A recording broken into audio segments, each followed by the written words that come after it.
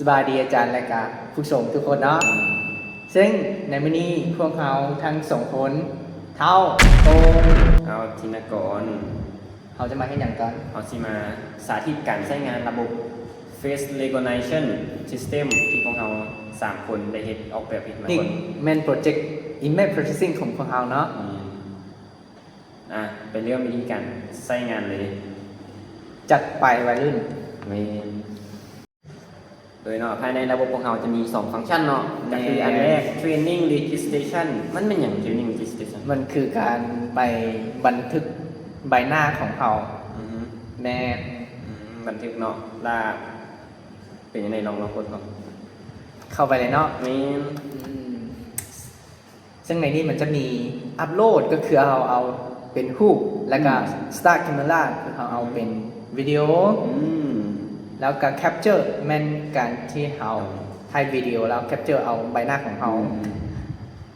มาเบิ่งนำกันเนาะ โดย อัปโหลด ส่งตำรวจกันเนาะเอาหู เราจะได้รูปนี้แต่เขาจะเอารูปเนาะเขาจะเอาเป็นวิดีโอ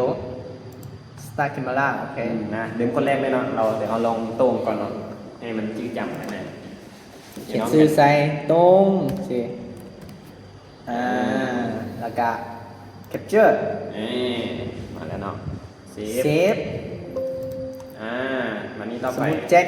ลองน้องเบิ้ง แจ็ค Capture ก็ Save โดยรูปนี้มันจะเอาไปใส่มันจะ เขาจะเอามันจะ Capture มันจะจื้อใบหน้าของเขาแล้วเขาเข้าไปในฟังก์ชัน Recognition เนาะเขากลับไปเลยเขาไปในฟังก์ชัน Recognition แล้ว Start Camera มันจะบอกว่าซื้อนี่หน้าเป็นยังไงมันบอก แม่ หน้านี้ซื้อยังไงสิลองกดเบิ่งเนาะ นี่ มา ตรง แล้ว กับเจ็คมาแล้วเนาะ เนี่ยได้เนาะ ได้ ถือว่าผ่านเนาะแล้วระบบนี้มันพอเชื่อมไปเห็นดี ระบบนี้เขาจะแบบเอาไปสแกนการเข้าออกคือการเข้าออกเวียก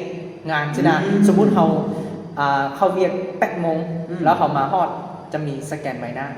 แบบปกติเขาไปเซ็นเป็นบ่เซ็นอะไร แม่น จำกาสิโอ้ยโดน แล้วหรือว่าบางบริษัทเขาจะใส่สแกนลายนิ้วมือได้เขาสแกนใบหน้าสินะ แบบเปื้อนมืออีกเนาะ แบบย่างเข้าไปเลยสบาย แน่น